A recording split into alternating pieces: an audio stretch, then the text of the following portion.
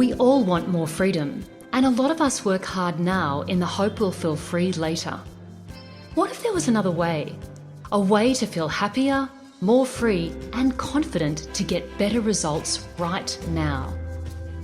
Welcome to Your Freedom Unlimited, where we share practical stories and strategies to help you show up authentically, drop your fears, and take inspired action on what matters most to you. I'm your host, Jen Ramsey.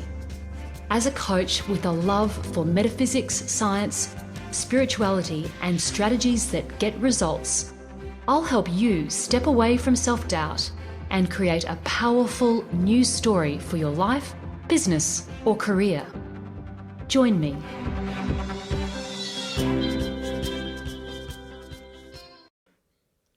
Fear, it's not something any of us want to talk about too much, but it can stop us from doing the things that matter most to us. So this week I'd like to ask you, what is your relationship with fear? What if you could flip your relationship with fear on its head and use your fear as a valuable emotional guidepost, as a tool that could show you what was most important to you in your life? Hi everyone, and welcome to this week's episode of Your Freedom Unlimited with me, Jen Ramsey. I am so pleased you're here. In this week's episode, we're talking about a topic not too many people want to talk about, and that topic is fear. But this week, I want to share with you how to flip the switch on fear. Why is that? Because I really believe that anything that any of us really want is on the other side of our fear. Whether it's a new business, a job, a new relationship, or losing weight, whatever we're afraid of most, whatever is bringing up the most fear for us is actually the thing we are most keen to achieve. But somehow, our fear seems to stand in our way from achieving our highest goals and dreams. So why am I talking about this? Well, because I understand it's something that affects many people. The statistics on anxiety around the world are going through the roof. And because I've experienced high functioning anxiety myself, and I know the effects of it on my life. So you could say I've got a fairly good relationship with fear now. Over the last 10 years, I've gone from not looking at fear at all, and in fact really wanting to turn my back on it, to realizing that I did need to examine my relationship with fear. I did need to change how I was approaching fear so that I could then turn my whole life around. And that's what I've done. And so now, as a mindset and empowerment coach and a mental health advocate, I believe the more we talk about these things, the easier it becomes for everyone. My experience has been that when I start talking about how I've experienced anxiety, it opens the floor for other people to speak about it and how it is affecting them. And when it's easier for us to talk about it, then it's easier for us to do something about it. The other reason I wanted to talk about dealing with fear today is because this is the 50th episode of Your Freedom Unlimited. It really is time for a celebration. This is a major milestone today as we celebrate the 50th episode of this podcast after I launched it in 2020. So what is this podcast all about if you're just joining me? Well, this podcast is all about helping you find the freedom and peace within yourself to do what matters most to you, be it in your business, in your life, or in your career. It really is about helping you fully step into your power, into really strong feelings of self-worth, and to help you find your voice. And for me, this podcast represents exactly that. It really does represent me dealing with a lot of my fears and finding my voice so that I could bring this podcast to you. You see, I'd thought about doing this podcast for many, many years, but I had been stuck by my fear. So I felt this was the perfect episode for us to unpack what fear is all about and what we can do to move beyond it. Because as I said earlier, I believe everything we do want is on the other side of our fear. And I really do believe that when we change our relationship with fear, we can actually live a much better life. When we learn to deal with our fear successfully, we can actually really change our lives. And I really believe that those people who are the most, I'm going to use air quotes here, most successful in life are those that have really learned to deal with their fears. And by this, I mean by looking at their fears, managing them and processing them, and moving past their fear to do what is most important to them. So this is a pretty big topic, and so this episode is part one of a two-part series on fear. So this week we're going to be talking about what fear is, and I'm going to give you 6 good reasons, many of them backed by science, to change your relationship with fear. And next week, I'll be sharing with you how you can do just that. What are the steps that you can do to change your relationship with fear? So before we get into all of this, I thought it might be useful to really look at what fear is. And I went back to the Oxford Dictionary, and I was really interested when I read the definition. The Oxford Dictionary says that fear is the bad feeling that you have when you are in danger, when something bad might happen, or when a particular thing frightens you. So I thought it was interesting that the dictionary said that it was just a bad feeling. And I think if you've experienced fear or anxiety or even imposter syndrome or self-doubt, you'll know that there's probably a kaleidoscope of feelings that come with that. But I guess overall, we can definitely agree with the Oxford Dictionary that it is a bad feeling. And for some of us, it can be paralyzing. It can really stop us from moving forward to do what we want to do. So today, as part one of our series on this, I really wanted to share with you 6 reasons that you could consider changing your relationship with fear. So if this is something you've never thought about, I wanted to share with you these reasons because they certainly made a lot of sense to me and they helped me on my journey. And I found these things are also really good to know if you are dealing with anxiety, with fear, or maybe just imposter syndrome or a good old dose of self-doubt. Before I do this, I also want to acknowledge anyone listening today who may be experiencing anxiety. I'm not wanting to discount your experience. What I am wanting to share with you are some alternative ways of thinking about your fear and what has worked for me as someone who has experienced quite high functioning anxiety. I also want to be very clear that you should continue to work with your medical professional and continue with any medication that you may be taking. Today, I just want to share with you another perspective that may assist you and some things that really did help me on my journey. So let's have a look at those reasons right now. Why should we change our relationship with fear? Well, firstly, we just need to realize that fear is not that dark ogre in the corner of the room that we can't look at. We just need to realize that fear is actually a normal emotion on the full spectrum of emotions that is really designed to keep us safe.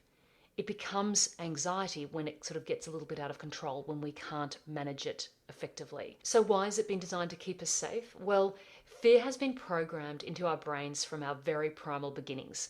When we were on the savannah, we needed to be really careful that that saber-toothed tiger or the woolly mammoth wasn't going to come and eat us or our family or our tribe. So it's fairly logical that we would experience fear in our lives as it's so programmed into our brain now from those very early beginnings. And even today, the oldest part of our brain, the amygdala and the hypothalamus, will activate when we are in a fearful situation. So missing a deadline or meeting a new person to collaborate on a project may not be the same as the tiger on the savannah, but our brain can interpret those experiences as just the same, particularly if we've got a lot of ongoing stress in our lives. So this is just a part of how we're programmed. So the other part of this is that when we look at the neuroscience of the brain, and I am a bit geeky about this, I've done quite a bit of study in this area, we need to understand also that the brain operates very clearly from a negativity bias. And there are 2 aspects of what the brain does here that I want to cover with you. Firstly, our brain does something called value tagging. In value tagging, the brain gives every piece of information logical and emotional tags. And we're more likely to assign more value to things that we care about or value. And the research shows that strong emotional experiences can skew our value tagging to keep us safe. This value tagging system works alongside something called selective attention.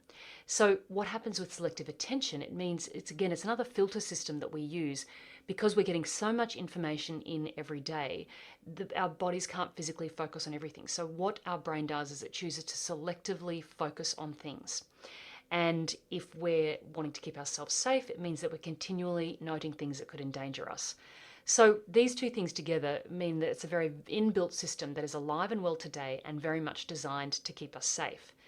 If you'd like to know more about selective attention, you can visit YouTube to look at Daniel Simmons' Monkey Business Illusion video. It's a very famous one, and I'm putting a link for that into the blog for the podcast today. So the second reason for us to consider changing our relationship with fear is to understand that our brain really wants us to stay in our comfort zone. It's much easier from a physiological perspective. So what's interesting here is that our brain is designed to conserve as much energy as possible. So why is this relevant in a discussion about fear? Well, what this means is that because our brain wants to conserve energy, we're more likely to stay inside of our comfort zone. Because when we're inside our comfort zone, we're not using the energy that we would expend compared to doing something outside our comfort zone. So when we want to step out of our comfort zone, whether it be to create a new project, start a new business, start a new relationship, maybe get fit, or start a new job, these are all things that are very much energetically pushing us way out of our comfort zone, and they demand a lot more energy to take many different actions than we would use, and much more energy than we would usually use if we were going about our normal pattern of life. So if you've sometimes wondered why you're not wanting to change your habits, even though you've got a very clear intention to do it, it's because your body and your brain is wanting to conserve energy. When I found that out, it made all of the difference. I thought, okay, there's something that I can work with here. I can work with this physiology and I can do something about it. And there's also a lot of research that shows that if we do the things that are out of our comfort zone in the morning when we're fresh, that's actually the best time to do it, because that's when our willpower is strongest. So that's when we get to not play a trick on the brain, but when we get to use our brain and our energy to our best advantage. The third reason that we can change our relationship with fear is because we have it within our power to retrain our response to fear. And I see how I've done that in myself. But with this, I wanted to share with you a little story from James Nestor's recent book called Breath. And if you haven't had a chance to read it, I really encourage you to read it. It's just a fascinating book on the history of breath and how it can actually help our health and our sleeping in so many different ways. But in Breath, James Nestor shares the work of Dr. Justin Feinstein on carbon dioxide therapy. So Dr. Feinstein's he's worked for many years with patients with panic and anxiety disorders. And what James Nestor explains in the book is that the actual value of carbon dioxide to our bodies and how carbon dioxide therapy can actually help us retrain our chemical receptors in our brain to reduce the impacts of anxiety and depression. It's really fascinating. So what happens is this therapy involves giving the subject a dose of carbon dioxide. Now, what that does is it actually induces fear because the subject perceives they can't breathe. But by being exposed to the therapy over a period of time, it actually shows the subject that they can cope. And after a few sessions, they're finding that subjects of the therapy actually can rewire their whole chemoreceptors in this space, and they're much better able to deal with fear. So I guess again, what I'm saying here is that fear is a part of our physiology, but it is something that we can do something about. This is something that the experts are working on in this space. And I'll put a link to that book and to Dr. Justin Feinstein's work into the blog, so you can connect with those as well. The fourth reason that I'd like to share with you in terms of changing your relationship with fear is to understand another physiological thing. And that is that fear and excitement are actually very similar. There's very little physiological difference between the two. So this means that if we choose to start telling ourselves a different story about something, we can then have a completely different experience of it. And if you've listened to this podcast before, you know that I'm often talking about how to change your story. When you change your story, you change your life. And this is another example of that. So I guess to give you a quick example of how fear and excitement are similar, if you think for a moment about an intruder coming into your house, you would be extremely fearful. But if you were going to an amusement park and you were going into the haunted house experience, you might see that as something as fun and exciting to do. Personally, I wouldn't, but I know many people do. So what I guess that shows here is that fear and excitement are just different sides of the same coin. They do use the same neural pathways. So what that means is we can choose how we can interpret what's going on around us. Another really good example of this is public speaking. About 78% of us do not like public speaking, but the other 22% actually love it. You see many people who love to speak on the stage. And what we're finding is that, again, it's about people having the same experience, but a completely different interpretation of it. Those who love public speaking will generally say that they still do experience some form of nerves, but again, they read those nerves in a different way. they take those nerves in their stride and they see any butterflies that they're feeling as a performance preparation. Dame Judi Dench, who I absolutely love as an actor, she was once asked, did she ever experience nerves before a performance? And she said, "Of course, my dear, nerves are the battery of performance." So here in that quote, how she is actually reframing all of the nerves that she might be experiencing and seeing how they act and explaining how they actually power up her performance. She sees them as the battery of her performance. So I love that change of perspective on nerves.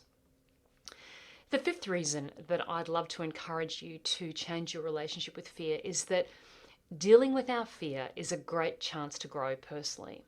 And for me, it's been such a great chance to grow and expand as a person. And if you know me at all, you know that I love the opportunity to expand and grow. And if you're listening to this podcast right now, I think you do too. So what I found is that when I turned around and started to really look at my fear and started to examine it for what it is, I've found that it's given me huge insights into who I am. It's really helped me understand my own limiting beliefs about myself. It's really helped me see what's blocking me and what I can do to change. And that's all because I turned around and started to think about and look at my fear rather than trying to run away from it.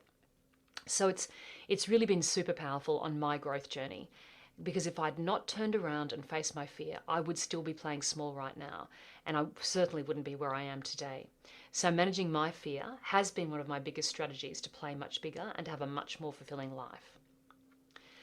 The final thing that I wanted to share with you is actually where I started this episode. The reason that I'd love you to consider changing your relationship with fear is that the thing we most often want is on the other side of it.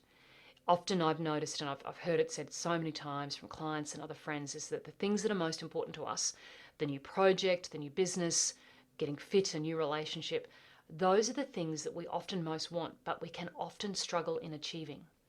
So for me, if it's something that I'd really like to achieve, then that means I need to deal with my fear. I need to understand what it is. I need to work out how to move past it, and I need to really deal with it. And so for me, this is another very compelling reason to change my relationship with fear. So as ever on this podcast, it's now over to you. I'd love you to take on board these reasons for changing your relationship with fear. Please just take another listen or look at the blog. You'll see all of these things listed in the blog very easily. Just go to yourfreedomunlimited.com and you'll find this episode there. And let me know in the comments to the blog if any of these reasons resonate with you. Then I'd love you to join me on next week's episode, where we're going to talk about the practical things you can do to really start overcoming your fears. It's completely doable. I've done it, and I would love to share some of my perspective with you. I'll share with you my experiences, and I'll also share with you what it was like for me to overcome my own fears about starting this podcast. This has been such a valuable experience for me in not only playing small and getting out of my comfort zone, but also expanding my horizons.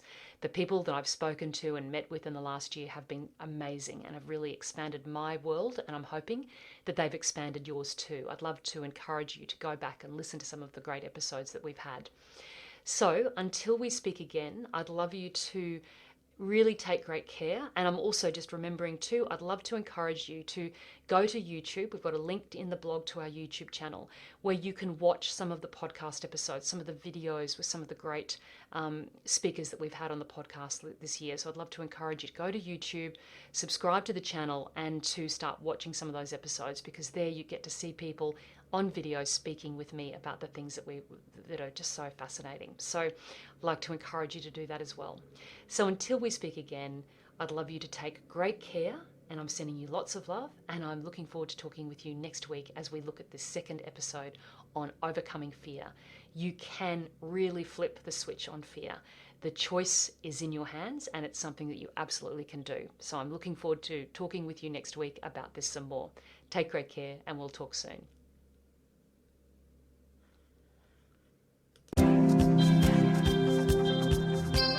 Thank you for joining me on this episode of Your Freedom Unlimited. If you like this show, please share it with a friend. And if you haven't already, subscribe, rate, and review Your Freedom Unlimited on your favorite podcast player.